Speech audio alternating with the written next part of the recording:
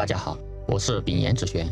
就在刚刚过去的这几天，整个世界的神经都被一条传闻紧紧绷住了。月初，社交媒体平台上突然炸开了锅，有美国前参议员爆料，那位坐在白宫椭圆形办公室里的老人，不仅推文是别人代发的，其本人已经被秘密送往了沃尔特里德军事医院，甚至处于生命倒计时的最后几分钟，并传言影子总统正在接管权力。虽然白宫随后愤怒辟谣，但不可否认的是，这个周末那个永远不知疲倦、永远在咆哮的80岁老人，却是罕见的安静了下来。全世界都在问他到底怎么了？唐纳德·川普，这可能是当今世界上最有权势也最充满争议的名字。他特立独行，甚至可以说毫无规矩。他把社交媒体当成武器，把政坛当成真人秀。他是一个极其矛盾的结合体。爱他的人视他为拯救美国的救世主，爱得如痴如狂；恨他的人视他为破坏秩序的混世魔王，恨得咬牙切齿。似乎只要他站在那里，世界就永远有吃不完的瓜，吵不完的架。川普就是今天这个迷你故事的主角。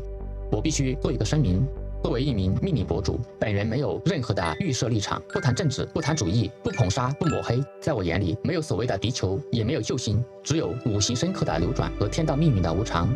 如果你是川普的粉丝，一定要看完这期视频，因为我会在最后给出川普丙午之劫中的独家渡劫指南。如果你讨厌他，你也一定要看，因为你将看到这位狂人即将面临怎样一场史无前例的五行熔断的生死危机。如果你只是一个中立的吃瓜群众，那你更不能错过，因为你将亲眼见证这个身处世界风暴中心的老头，他是如何在生命的黄昏与天斗、与地斗、与自己的命局斗。当我们拨开超级大国总统的光环，扒下亿万富翁的西装，在命运的底层逻辑里，他只是一个生于1946年夏天的瘠土男孩。而现在2026年60年一遇的丙午太岁，带着漫天大火，正向这个80岁老人席卷而来，是烈火封神，还是化为齑粉？这次病重传言到底有几分真？古老的东方智慧八字命理赋予了我窥破重重迷雾的超能力，谜底将在稍后揭晓。命理长视频制作不易，请大家点赞支持一下。本视频干货密集，建议大家先关注收藏，慢慢再看。第一章，被烈火诅咒的西西弗斯，川普命局底牌大揭秘，拨开所有的政治光环和媒体滤镜。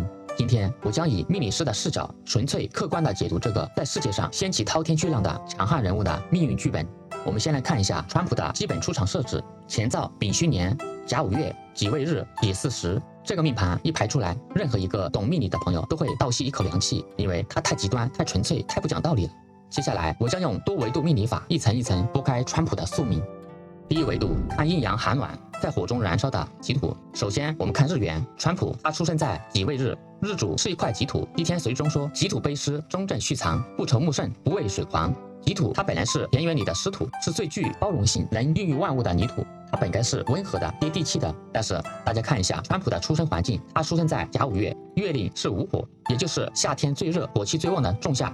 不仅如此，年柱丙戌，这个年支戌土是火库，而且时支这里还有一个巳火，这是丙火的强根，天干还透出一个丙火大大的太阳，所以它整个八字地支四五位三会南方火局，而这里还有一个寅午戌三合火局的底子，这叫做火炎土燥。这块原本温和的田园土，就像扎根在火山上，阴阳严重失衡，极度的偏阳偏燥，这就解释了他性格中最底层的特征。这个八字一点水气都没有，他没有水的润泽，因此命主缺乏柔软的共情能力，他极度的狂躁狂热，只要一点火星，他就能瞬间爆炸。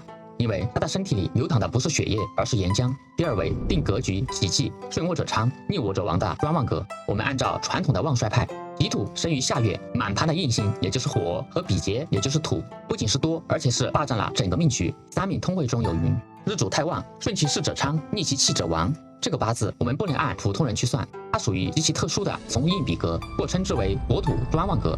因此他的喜用神是火是土，火是他的名望权力，而土是他的基本盘支持者，甚至他连木都喜欢，因为在这个命局里，木它不仅克不了土，反而是去木生火，变成了燃料，这就叫做官印相生。所以我们发现川普他越打官司，他的名气越大，这就是化官生印的顶级做工。而这个命局，它的大忌神也就是死敌是水财星。我们正常人的八字需要水火之忌，需要五行平衡，但是川普他不行，他是一炉烈火，如果泼进去水，不仅灭不了火，反而会引发水火激战的爆炸。有一个典型的例子就是2020年，此年庚子，流年的子水直冲他的月令午火，子午相冲，这个子水大忌神入局，破了专旺格的纯粹。在2020年这一年，川普一败涂地，狼狈不堪。他不仅连任失败，丢了总统宝座，而且还官司缠身，家人反目，被虐得死去活来。第三为做工路线，无才之举，何以不甲天下？很多人问他八字里一个水，也就是财星都没有，凭什么他是亿万富翁？凭什么他是超级大国的总统？盲派口诀讲，无财看食伤，无食伤看印，印为用，应当财看。川普的命局，他的做工路线极其的霸道。我们看月柱甲午，天干的甲木，它是正官，它代表权力地位。甲木去生了午火这个印星，而午火又与未土形成午未合，权力和地位就这样进入自己家里。同时，日主己土形成了甲己合，也就是说，川普他并不是靠起早贪黑搬砖赚钱的，他是靠这种合官的形式，也就是结交权贵，利用规则和印星化杀，也就是打造极度强大的个人 IP 品牌名声来变现的。他的名字 Trump 就是火，这把火印在摩天大楼上，钱就自己送上门来了。第四位四大皆空的玄机，它的地支4个字全部落入空王了。我们来看，月令午火落入年柱空王，日支未土也落入年柱空王，而年柱的戌土落入时柱空王，时支的巳火落入月柱的空王。川普八字的地支4个字全部空王。那么问题来了，一个满盘皆空的人，他凭什么去掌握世界上最强大的暴力机器？各位，这就是命理学迷人又残酷的地方。命理口诀云：金空则明，火空则发，水空则清，木空则折，土空则崩。五行中只有火，它是越空越好。火如果不空，它就燃得不猛，就容易被闷熄灭。这个月令午火，它是代表权力中枢，它空了，这就代表川普的权力，它并不是一砖一瓦建立起来的传统的制度性的实权。他是一个流量大地推特总统，他掌握的是虚权，也就是代表火、情绪、信息、流量、互联网，这就是火空则发的顶级显化。他用虚拟的声音去操控现实的世界。而另一方面，这个午火空王也意味着他与传统的华盛顿建制派，也就是官僚体制格格不入，他在那个系统里面是悬空的。这也是为什么川普他总说要抽干沼泽，因为他根本不属于那个沼泽。他不按常理出牌，无视几百年建立起来的政治规矩，他站在世界权力的巅峰，周围人山人海，但是他的脚下却是万丈深渊的空王。所以川普必须不停地咆哮，不停地发推文，不停地制造冲突。只要火一停，那个巨大的空洞就会把他自己吞噬。我们以为他掌握了世界，其实他只是被填进了一个名为美国时代情绪的巨大黑洞里。另外，他的日支未土也落入空王，未土是他的夫妻宫，也是他的内心世界。这个夫妻宫空王就意味着，即使他结了3次婚，他的桃花旺盛，但是没有一个真正的灵魂伴侣。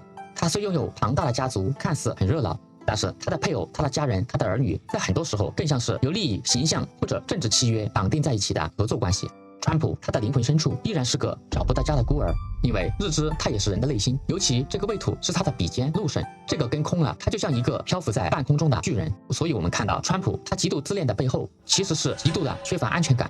他每天必须发推文，必须听到掌声，需要万众的欢呼，因为他需要外界的反馈来填补内心的那个空洞。他必须通过不断的向外抓取注意力来证明自己的存在。他是一个被火推着走，永远停不下来的永动机。第5维度性格密码，披着羊皮的火狮。略微了解八字的朋友可能会纳闷，不对啊，川普的日主他是己土，书上明明说己土它是田园之土，性格应该像大地一样温和包容，甚至有些退让，那么他怎么表现得像一头暴躁的丙火狮子？这就是命理学中一个高级的概念，气势夺主，又称格局反客为主。在普通的八字里，日主是身体，五行是衣服，但是在川普这种国土庄旺格里，火势太庞大了，太恐怖了。用一句武侠小说里的话来形容，人在江湖，身不由己。他的己土本性已经被漫天的丙午烈火给劫持了，它不再是温和的田园，它变成了一座活火山。土只是它外面那层岩石外壳，而它的灵魂的内核是沸腾的，随时要喷发的岩浆。火的本性是什么？是炎上，是发散，是极度的自我展示，是容不得半点阴影的唯我独尊。所以川普他表现出来的完全是激扬之火的狂热与霸道，这个己土的温和早已被魔改了。为什么川普会被全世界公认为大嘴巴？为什么他那么喜欢说大话吹牛，那么不靠谱？甚至很多时候他不顾事实的夸下海口。我们可以从他的命盘里找到3个绝对的病灶。第一，印星极旺，自视若神。在八字里，印星代表保护伞，代表荣誉，也代表一个人的自我认同。渊海子聘里有一句断语：印星太旺，为人多自负，好大喜功。他的命盘里，印星也就是火旺到了极致，这就导致他陷入了极度的自恋。在他的精神世界里，他就是全知全能的上帝。他并不是在撒谎，而是他真的相信自己说的那些宏大叙事。他活在自己强大的精神幻觉里。第二，滴水全无，失去刹车。一个人为什么能够管住自己的嘴？那大概率是因为有水有金。水在五行中主治金水，代表冷静、克制、深思熟虑和边界感。而川普的八字一滴米水都没有，没有水，他的那团火就没有物理边界，没有刹车片。他脑子里火花一现，嘴巴里立刻就喷射出来，根本不经过大脑的冷却系统。第3方面，火空则发，声音共振。大家别忘了我们前面提到的午火空王，他的那把火是空的，他的话语自带天然的扩音器效应。他深谙如何用最简单、最夸张的词汇去煽动大众的情绪。当我们看到川普在台上口若悬河、信口开河的时候，不要单纯觉得他是一个毫无规矩的政客，那其实是他命局里干涸的焦土与狂暴的空火在进行着本能的物理宣泄。他不说话，那团火就会把他憋死；他说的越夸张，他这团火就燃烧得越痛快。这就是那个让全世界头疼的大嘴巴背后的命运底层逻辑。川普的八字是火土专旺格，其贵点就在于纯和专，气势磅礴，顺之则无可阻挡，这绝对是一个帝王级的格局。他天生就是为了大场面而生的。我们常常觉得是川普掌握了局势，但是看懂了这个八字，你就会明白，不是他在燃烧，因为他的日元是己土，是这团名为命运的烈火在烧他。川普的一生都被这股火土专旺的宿命死死绑架着，他必须不断去战斗，不断的制造敌人，因为一旦停下来，这股无处宣泄的烈火就会把他自己给吞噬。这就是川普的命运密码，一个在险峰上建立王座的狂人，一片拒绝任何水滴的焦土。但是命运的齿轮是无情的，当时间来到2026丙午年，当60年一遇的驷马红羊叠加九子离火大运的 buff， 带着漫天大火撞上这个本来就已经处于沸腾临界点的老人，会发生什么？那一点点暗藏的金水大药还能救他的命吗？第二章60年回眸，揭开火劫的生死密码。各位，川普的命盘有一个大坑，很多职业多年的大师都容易掉进这个坑里。我们看到川普八字满盘大火，就一拍大腿，哎呀，这老头他是喜火呀。那么2026年丙午年全盘烈火，那他绝对是运势爆棚，再攀高峰。听到这种言论，我只能嗤之以鼻。为了推演2026年的生死局，今天我必须给大家讲透命理学中的高阶理论炎上格与火土专旺格的本质区别。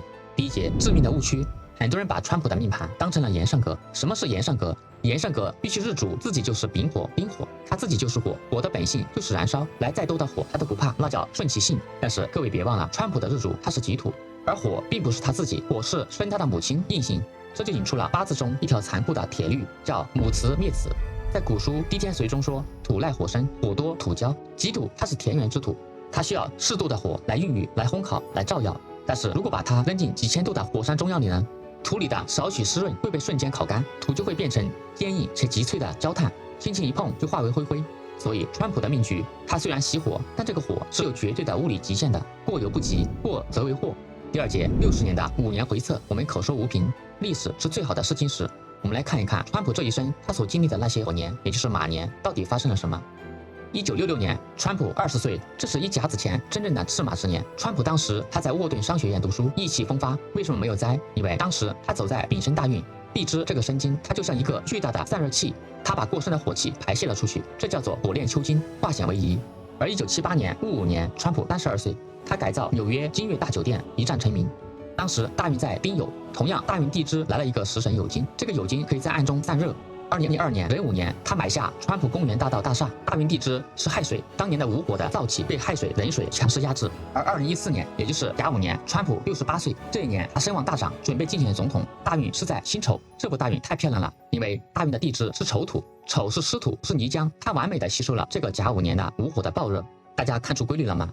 只要有湿金、湿土或者水做散热器，无火年它就能够游刃有余、乘风破浪。但是，请大家看川普人生中最惨烈的一年，也就是1990年庚午年，当时大运是戊戌，这是极度干枯的燥土大运。流年的庚午无火，戊戌半合火局，全盘没有一滴水，没有一点湿土，散热器彻底宕机。结果是什么？在那一年，川普的泰姬陵赌场破产，他背上了9亿美元的个人债务，濒临绝境，那是他前半生最黑暗的时刻。这就是火多土焦的真实威力。第三节，巅峰与深渊。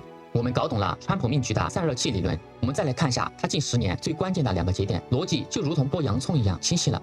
为什么2016年他能当选总统？那一年是丙申年，大运是辛丑，流年天干丙火透出，他与年柱丙火福迎，火代表民生、权力、关注度，他吸收了全球的目光。而最精妙的是，地支这个申金，它是伤官，伤官生财，它也代表口才、网络。申金与时支的巳火四圣相合，申金完美的把丙火的能量转化成了实际的选票。命理曰丙火高透，名扬天下，申金谢秀，暗度陈仓，这是一场堪称完美的五行配合。那么为什么2020年川普他会一败涂地，不仅丢了总统宝座，还背上了煽动冲击国会山的惊天官司？那年是庚子年，我们前面说过，他的专旺格第一大子敌就是水，他最怕财坏印，专旺格破格。2020年流年是庚子，金生水，这个地支强大的子水去冲月令午火，子午冲，而午火又被大运的丑土穿害，丑午相穿，命局中最核心的这个代表权力的印星午火，同时被2股力量伤害，这在命理上叫做犯旺，也叫做破格。在那一年水火激战，他的权力大厦瞬间崩塌，名誉受损，官司缠身，这绝不是偶然，这是五行天道的精准降维打击。第4节总结抗造的肉身与转动的齿轮。回首川普过去的几十年，我们必须承认，这是一个极其强悍、极其抗造的命局。国土专网就像一辆装甲坦克，只要不遇到汪洋大海，哪怕是破产，哪怕被刺杀，他都能拍拍身上的灰土，再次站起来咆哮。他硬生生的用自己的狂热改写了美国政治的剧本。但是各位，命运的齿轮是无情的，你可以扛住敌人的子弹，但你扛不住自然规律的衰竭。他那辆装甲坦克虽然硬，但如果把它直接开进喷发的活火山里呢？当时间来到2026年，当大运走到壬寅，当流年撞上100年一遇的丙午，当命局形成寅午戌三合火局的超级炼钢炉，而最致命的是，这一次他的命盘里再也没有申金和丑土这样的散热器了。这已经不再是连不连任的权力问题了，这是这具80岁的老迈肉身还能不能承受这股宇宙级烈焰的生死大考。那么，当前的壬寅大运究竟暗藏着怎样的杀机？这团丙午天火又会以怎样的方式引爆？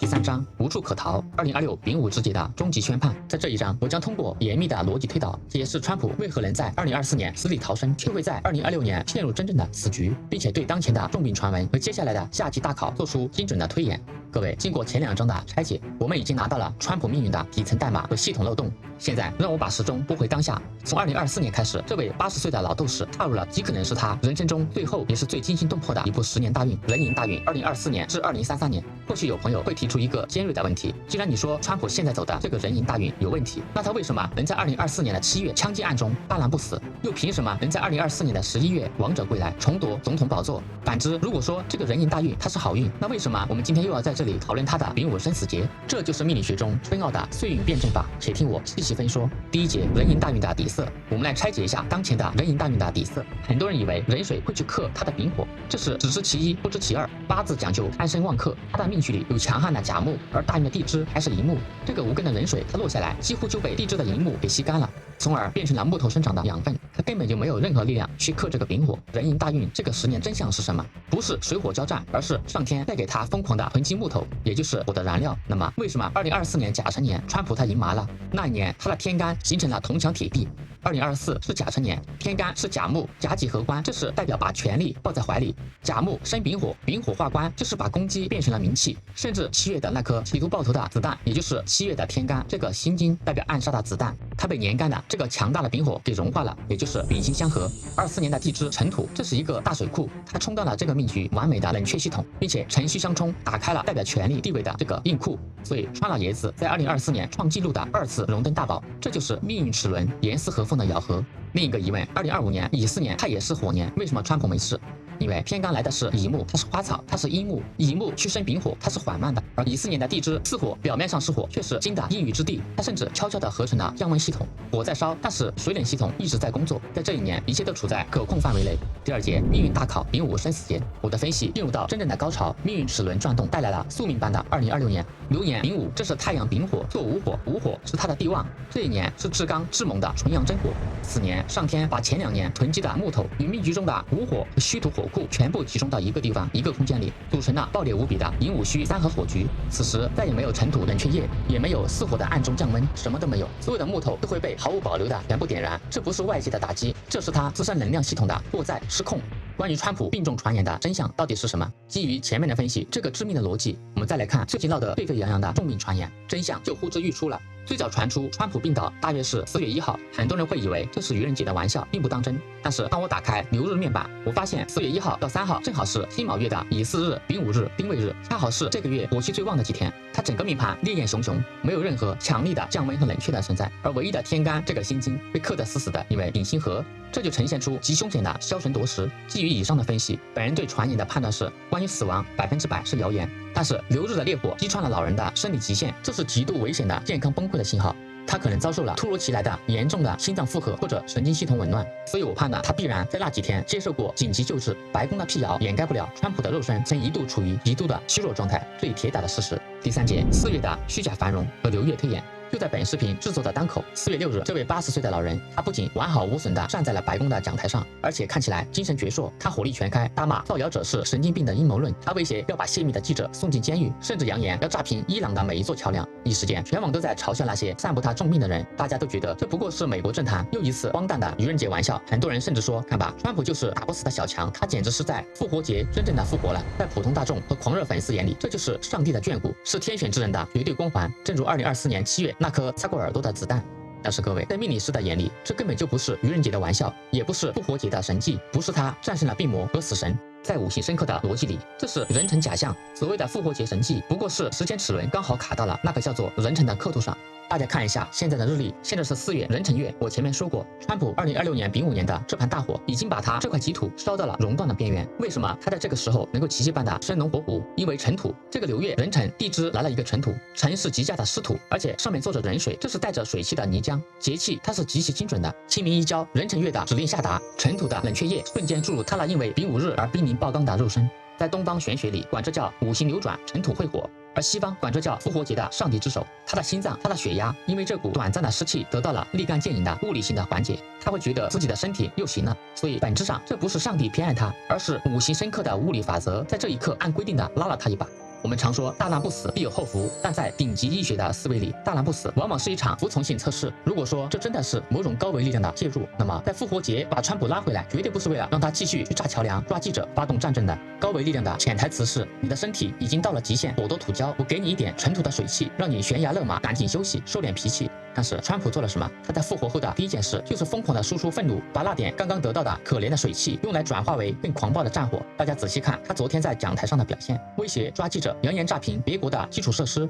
他的肉身虽然被冷却液暂时保住了，但是他体内的火气、狂暴、愤怒、好战不仅没有熄灭，反而因为身体的暂时舒缓，变得更加不可理喻，疯狂宣泄。这就意味着他亲手撕毁了上天给的免死金牌。在西方神话里有一个著名的母题：神让你复活，如果你不心存敬畏，反而更加狂妄，那么神降下的下一次惩罚将是彻底的毁灭，且绝不留情。所以我说，这个月是更大危机来临前的虚假繁荣。如果在壬辰月，川普不抓紧时间休息，退居幕后，反而恃强逞能，继续高强度的输出他那些狂暴的脾气，那么他将迎来真正的生死考验。第4节，剩下的终极审判，全世界的粉丝都在为川普在复活节的满血复活而狂欢，认为这是上帝的眷顾。但是作为命理师，我看到这种奇迹康复反而感到不安，因为这在命理以及病理学上不叫痊愈，这叫回光返照。没错，从八字来看，上天确实在4月的壬辰月给了他一剂起死回生的良药，但令人扼腕叹息的是，这位老斗士误把急救的氧气瓶当成了冲锋的号角，他并没有选择敬仰与感恩，而是带着这副刚刚抢救回来的残躯，继续向着6月那场无边无际的丙午火海狂奔。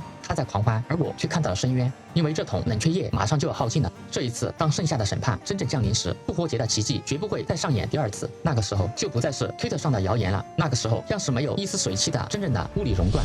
等过了这个4月，当最后的一点湿土被烤干，冷却液耗尽，当他在4月份目睹透支的经历遭遇纯粹的太阳真火，他将迎头撞上真正的结束。5月癸巳月，天干癸水无根，坐在4火之上，杯水车薪，瞬间就被烈火蒸发。这个月危机开始全面抬头，隐疾复发。而6月甲午月，这是终极的决战时刻。流年是丙午，流月是甲午，天干上木生火，地支双午火入局，再加上原局的月令无火，这是单匹赤马在体内狂奔。这个月几乎没有一滴水，没有一丝凉风，蕴含生机的吉土将被烤成寸草不生的火地绝地。这个时候发生突发性的心脑血管急症，甚至脏器衰竭的概率将呈现指数级的飙升。而到了7月的乙未月，地支未土入局，这是燥土，它与日支的未土无垠，从而又激活了4、5位南方火局。在此月之前，如果他的健康恶化没有得到有效的遏制，他的最后一丝生机恐怕就会消失在这个乙未月。从5月5号到8月6号，这3个月将是川普人生中乃至美国当代政治史上最令人窒息的90天。这就是火土专旺走到极限的必然宿命，因火而亡，本于烈火。在生理上，这叫做血液沸腾，心脑血管极度高压，物理熔断，这就是丙午年带来的致命玄机。第4节，断语与天斗的代价。朋友们，前面的推演是否让你感到窒息？是不是怀疑本人在危言耸听、夸大其词？这次川普总统的丙午生死节究竟有多危险？抛开所有的预设立场和政治情绪，作为一个命理师，我给出审慎的概率评估。在这个盛夏，美国总统川普他因为突发健康危机而不得不无限期退出政坛，权力被动移交的概率高达70%。基于他执拗不服输的个性，出现直接危及生命的物理性熔断，这种概率约为20%，而他能够有惊无险，甚至毫发无损的挺过去的概率只有不到10%。而前提是他能够听从医嘱，进入深度的医疗静养，并且愿意彻底放下权力，或者身边有一个顶级的玄学高人辅佐。各位，这就是命运。唐昂的川普，他是一个传奇，一个硬生生把火土专旺的狂野发挥到极致的超级斗士。他这一生都在与人斗，与天斗。可是人终究是血肉之躯，他今年80岁了，这台机器的零件早就生锈了，但他偏偏还要把油门轰到底，把引擎拉到1万转。他是在燃烧自己的最后一点生命力，去支撑一个帝国的黄昏。这是一种几乎残忍的悲壮。天道既满，火旺必息。当凡人的意志试图去对抗天地五行的运转时，代价往往是惨烈的。那么面对这必然而来的滔天火海，难道川普就真的生机渺茫吗？命理学与中华传统医学其实存在共通之处，毒药的旁边往往长着解药。第4章丙寅命理锦囊，川普的终极渡劫指南。看到这里，或许有人会问，丙寅师兄，你前面把这个丙午生死劫推演得如此凶险，甚至是绝杀之局，那川普是不是十死无生？今天我想借着这个机会说几句得罪同行的话。在当今的命理圈，有太多的大师喜欢铁口直断，喜欢为了博取流量和名声，把70%的危险用极其笃定的话术包装成100%的殒命宣告。对这种做派，我既不认可，也不耻为伍。因为八字命理从来就不是阎王爷手里的生死簿，它反映的只是五行能量深刻在某个时间节点上的冲突程度。周易系辞上传有云：大远之术50，其用40有9。拓展一下，就是大到50，偏眼49，人顿其一。用大白话说，天无绝人之路。这绝不仅是一句安慰人的民间谚语，它是宇宙运转的最高法则。哪怕是99%的滔天凶险，天道也会在缝隙里留下一丝生机。那些为了博名而把话说死的人，不仅违背了天道，更是在给自己造下极其沉重的口业。所以我断不出那个绝对的死字。我的使命是作为一个客观的命运观测者，在风暴来临前，把那条隐藏在烈火中的生路指出来。对于川普面临的这次丙午之劫，我提出了全网独家的综合渡劫指南——丙寅命理锦囊。也许那位骄傲自负的老人看不到也做不到，但这是我作为一名带着使命的命理师能够给出的最深的慈悲。丙寅命理锦囊直击痛点的4味猛药。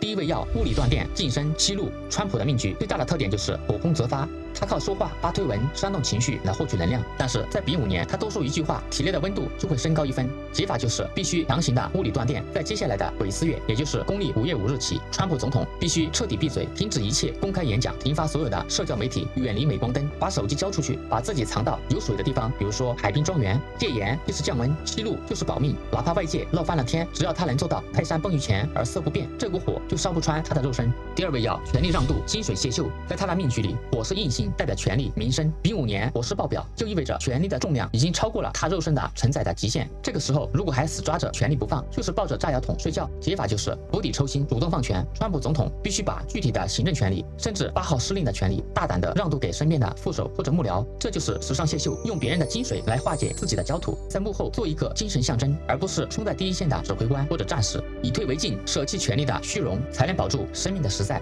第3味药：主动破血，医疗干预。从病理上看，他现在的命盘就像是一个压力达到极限的高压锅，心脑血管面临极大的考验。不要等到血管自己爆裂，必须提前人为干预。解法就是未雨绸缪，主动放血。川普总统不要再迷信自己的身体素质，必须立刻安排最顶级的现代医疗团队进行预防性的心血管疏通、降压治疗，甚至可以通过可控的微创手术来提前应劫，用人为的小血光去化解天道的大血光。第4味药：臣服天道，放下执念。前面3点都是术，最后一点才是道。川普这一生都在强调赢，强调美国优先。他极度自恋的背后是无法接受任何形式的失败，但是在天道面前，没有人能永远赢。解法：承认自己是个凡人。如果在这个夏天，他的病情真的到了不可挽回的地步，川普总统必须学会他这辈子最难的一课，那就是认输与放下。不要为了一时的政治面子去强撑，当他真正能在心里说出一句“我尽力了，剩下的交给老天”时，他体内那团狂暴的烈火才会真正平息。臣服不是懦弱，而是一个80岁老人在生命终极关头与自己与宇宙的彻底和解。各位，我的川普渡劫锦囊不仅仅关乎他个人的心脑血管，更关乎全人类的和平。在前面4味大药之外，本人一个小小的命理师，斗胆献上最高级的锦囊，叫做息兵止战。大家看看现在正在升级的美伊战争，很多人以为这就是大国博弈，但在我看来，这其实就是川普命盘中那股无处发泄的丙午之火，在现实世界中找到了最可怕的宣泄口——战争的炮火。中东本就是火地，他把战火烧得越旺，他体内反射的烈焰就越凶猛。对外停火就是对内保命。如果他为了中期选举强推战争，这把战火最终会烧断他自己的大动脉。那么，川普的精确的渡劫时间表是什么？他必须在5月立夏之前交出权力，退居海滨庄园，绝不能在5月癸巳月继续这种社交媒体之国。他必然会做出疯狂而且错误的决策。5月5日之后，他必须像冬眠一样把自己藏起来，熬过6月的甲午、7月的乙未，直到8月立秋、丙申月的秋风吹起，金水进气。只要熬到了秋风起，川普才能算是成功渡劫，摆脱了死神的镰刀。至于2027年丁未年，那将是一场漫长的慢性消耗，但是前提是他得先活着，跨过2026年的盛夏。尾声敬畏与余音。视频到了这里，或许会有一些声音在嘲笑你一个粉丝几千的玄学小博主，凭什么敢去妄断一个宇宙大国总统的吉凶祸福？诚然，如果论世俗的地位与财富，川普与我犹如云泥之别。但是，当我们拨开权力的外衣，脱下财富的铠甲，在灵魂的本质上，众生真的有高下之分吗？在我看来，一个满脑子政治算计的大人物，他的灵魂频率并不比一个在黄土地上挥汗如雨的老农更高，不比一个在3尺讲台上无私奉献的教师更贵，也不比一个在深山里心无旁骛的修士更纯粹。在浩瀚的天道面前，没有贵人，也没有凡人，我们只不过是在投胎的那一刻拿到了大相径庭的人生剧本罢了。唐纳德·川普，他拿到了名为《王权与烈火》的剧本，而我们大多数普通人拿到的是名为《烟火与平凡》的剧本。而我只是一个懂得解构五行密码的人生剧本解读者，我从没想过，也没有资格去做一个掐指一算决断生死的预言家。回想2024年宾州的枪击案，川普大难不死，逆袭登顶，很多人说那是天命，他一定受到了某种高维的神秘力量的庇佑。我愿意相信天无绝人之路，但是如果真有那种神秘的固有力量，他让一颗子弹偏离了轨道，绝不是为了让他继续去疯狂点燃世界的战火，而是为了在生死一线间提醒他收敛吧，降火吧，静心吧。可惜人性总是难以战胜命局的惯性。如果在接下来的盛夏，川普总统依然像过去的辛卯月那样强撑着烈火去宣泄去咆哮，我们无从判断究竟是那股神秘的力量最终抛弃了他，还是他自己的刚愎自用亲手撕毁了那张宝贵的自救体验券。其实大到强国领袖，小到我们芸芸众生，命运的底层逻辑是一模一样的。在命运面前我们要保持敬畏，在规律面前我们要学会低头。自古以来，有多少高喊着我命由我不由天的英雄豪杰，他们曾不可一世，求长生，求万世基业，求为所欲为，试图逆天而行。可如今那些烈火烹油的繁华，那些铮铮铁骨的豪言，又安在哉？终究不过是一捧黄土，史书上的寥寥几字罢了。真正的强者不是逆天，而是知命、用命、改命。只有认清了自己命运的真相，你才能用命，才能在低谷的时候蛰伏，在风口时起飞，最终做到顺势去改命。今天我们在这里旁观一个80岁传奇老人的丙午之节，甚至可以跟随我现场直播去看命运的无常。而屏幕前的你我，在漫长的一生中，又何尝不会遇到属于自己的赤马之劫呢？也许你正身处迷茫的十字路口，也许你正在痛苦的低谷中苦苦挣扎，也许你正凯歌高奏，意气风发，但又有富贵能否长久的隐忧，又或许你正面临人生的重大抉择，不知前路吉凶。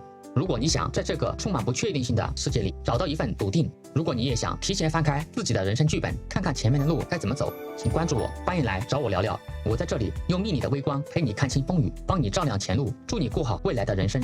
愿大洋彼岸的那位老人能找到他内心的平静，愿屏幕前的你能在岁月的流转中安身立命，得偿所愿。这里是秉言指玄，我们下个剧本再见。